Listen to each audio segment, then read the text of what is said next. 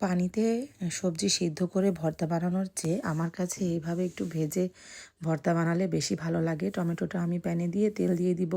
এরপর এই যে আমার টমেটো সেদ্ধ হয়ে গিয়েছে এবং মিষ্টি কুমড়টাও এইভাবেই আমি একটু ভেজে সেদ্ধ করে তারপর ভর্তাটা বানাই। তারপর আমি এই যে ঘুটনা বানাতে হচ্ছে শুকনা মরিচ, পেঁয়াজ আর ধনেপাতা দিয়ে খুব ভালো করে মেখে নিয়েছি লবণ দিয়ে। এই তো এরপর আমি প্রথমে মিষ্টি কুমড়োর ভর্তাটা বানাবো কিছুটা পেঁয়াজ আর পেঁয়াজ মাখাটা নিয়ে।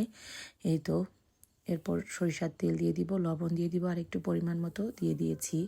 এই যে এত মজা লাগে এই ভর্তাগুলো, যে এত বেশি লোভনীয় হয়, ভয়েস দেওয়ার সময় জিভে পানি চলে আসে।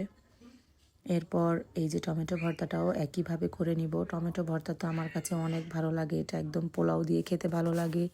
তারপর সাদা ভাতের সাথে যে কোনো তরকারি দিয়ে টমেটো ভর্তা সঙ্গে নিলে বেশি খেতে ভালো লাগে। আর একটু লবণ আর একটু তেল লাগবে, সেটা আমি দিয়ে দিলাম। বিশ্বাস করবেন না এত মজা হয় এভাবে ভর্তা করে খেলে।